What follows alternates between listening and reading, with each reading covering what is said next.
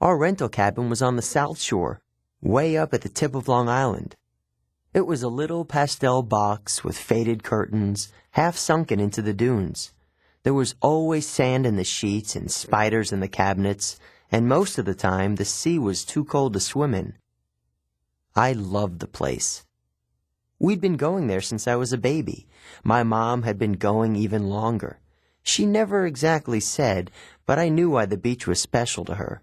It was the place where she'd met my dad.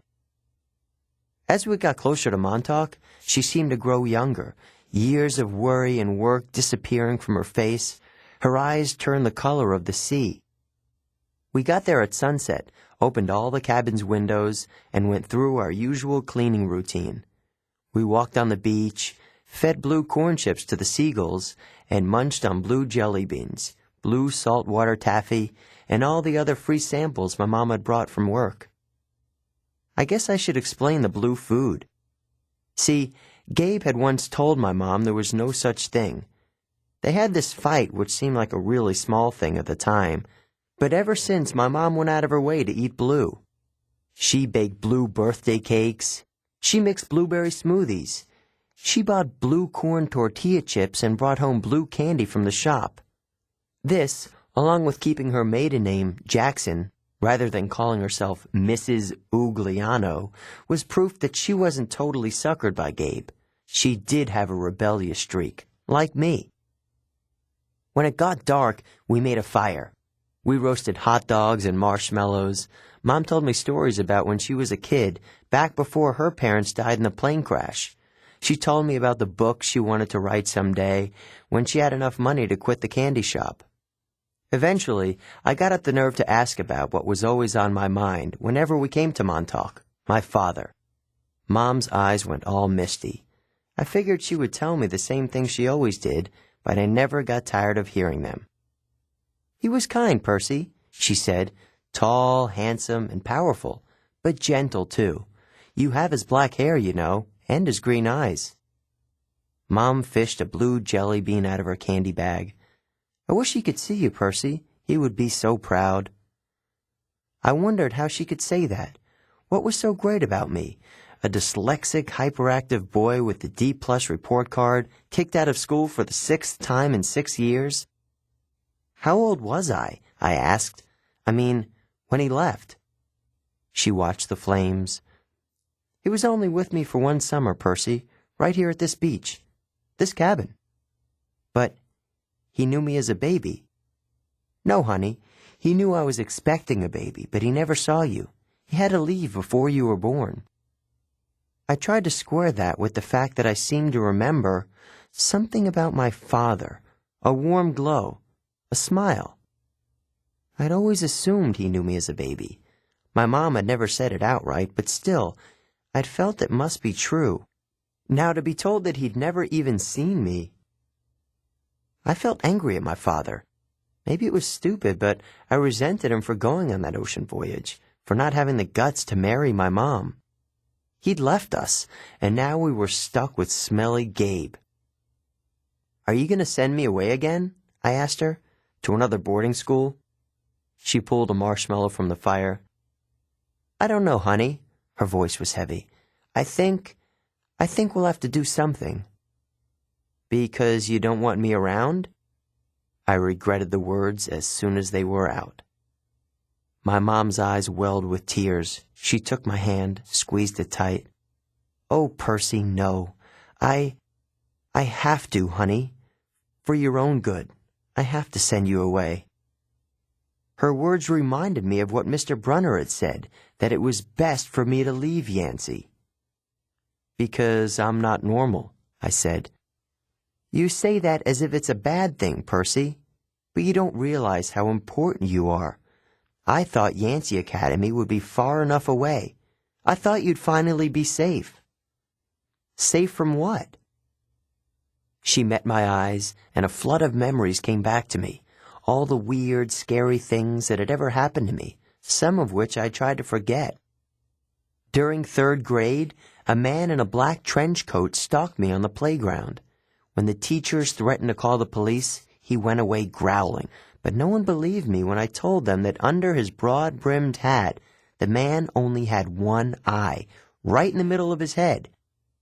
Before that, a really early memory, I was in preschool, and a teacher accidentally put me down for a nap in a cot that a snake had slithered into. My mom screamed when she came to pick me up and found me playing with a limp, scaly rope I'd somehow managed to strangle to death with my meaty toddler hands. In every single school, something creepy happened, something unsafe, and I was forced to move. I knew I should tell my mom about the old ladies at the fruit stand and Mrs. Dodds at the art museum, about my weird hallucination that I had sliced my math teacher into dust with a sword. But I couldn't make myself tell her. I had a strange feeling the news would end our trip to Montauk, and I didn't want that. "I've tried to keep you as close to me as I could," my mom said. "They told me that was a mistake, but there's only one other option, Percy. The place your father wanted to send you, and I just can't stand to do it." "My father wanted me to go to a special school?" "Not a school," she said softly. "A summer camp." My head was spinning. Why would my dad, who hadn't even stayed around long enough to see me born, talk to my mom about a summer camp? And if it was so important, why hadn't she ever mentioned it before? "I'm sorry, Percy," she said, seeing the look in my eyes, "but I can't talk about it. I couldn't send you to that place. It might mean saying goodbye to you for good." "For good? But if it's only a summer camp—" She turned toward the fire, and I knew from her expression that if I asked her any more questions, she would start to cry. That night I had a vivid dream. It was storming on the beach, and two beautiful animals, a white horse and a golden eagle, were trying to kill each other at the edge of the surf. The eagle swooped down and slashed the horse's muzzle with its huge talons. The horse reared up and kicked at the eagle's wings. As they fought, the ground rumbled, and a monstrous voice chuckled somewhere beneath the earth, goading the animals to fight harder. I ran toward them, knowing I had to stop them from killing each other, but I was running in slow motion. I knew I would be too late. I saw the eagle dive down, its beak aimed at the horse's wide eyes, and I screamed, "No!" I woke with a start. Outside it really was storming, the kind of storm that cracks trees and blows down houses. There was no horse or eagle on the beach, just lightning making false daylight, and 20-foot waves pounding the dunes like artillery. With the next thunderclap, my mom woke. She sat up, eyes wide, and said, "Hurricane." I knew that was crazy. Long Island never saw hurricanes this early in the summer. But the ocean seemed to have forgotten. Over the roar of the wind, I heard a distant bellow, an angry, tortured sound that made my hair stand on end. Then a much closer noise, like mallets in the sand, a desperate voice, someone yelling, pounding on our cabin door.